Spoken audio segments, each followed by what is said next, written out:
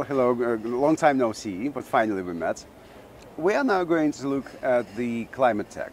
What was the criteria that you applied when inviting all those people? Well, you know, the base of this was that it's becoming very clear that this enormous energy we see in innovation, in science, in technology is going to be a large part of the solution for the climate change problem. How we develop technologies for agriculture, how we reduce the emission of greenhouse gases from different sectors of the economy, from industry, how do we create new solutions that are low carbon solutions. So this was the criteria that we wanted to address, but we wanted to look all over the world for where are these solutions, because today there's huge energy in the global south, as there is in the north and there is in the east. So we engaged with technology hubs, we engaged with people who are investing in these fields, where the startups are really beginning to come into their own, into fruition.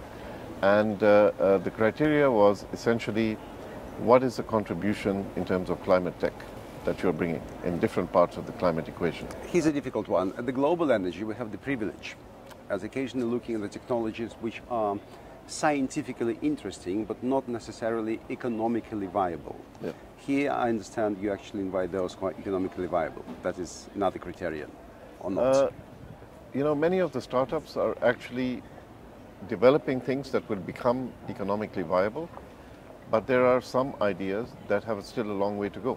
I mean, if you just remember the history of renewable energy, only 15 years ago, renewable energy, solar, was too expensive.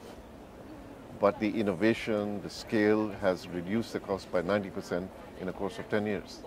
So we're looking for those kind of startups that, even if they are solutions that may not be economically viable today, have the potential to be scaled and to become the solutions of tomorrow.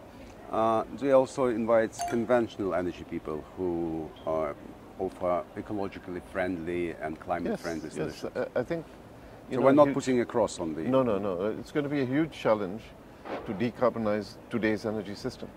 And that kind of innovation is as critical as innovation looking at clean energy. So they are all part of the solution. Cleanliness or CO2 absentness, let's put it this way. Yeah, low emission or zero emission. Yeah. Zero emission in whatever. Yeah. Any region in particular that attracted your attention as far as those innovations are concerned? Well, the Pacific maybe, or Latin America or Africa? Or I think it's very interesting what is happening in East Asia, what's happening in Africa. There's a huge energy and dynamism in the startup space in Africa.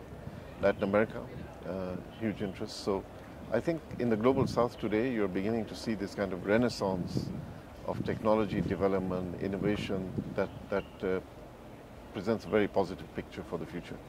Thank you for your time and good luck with the COP, which I understand is a huge animal. Huge animal. Thank you, Sergey. Thank you.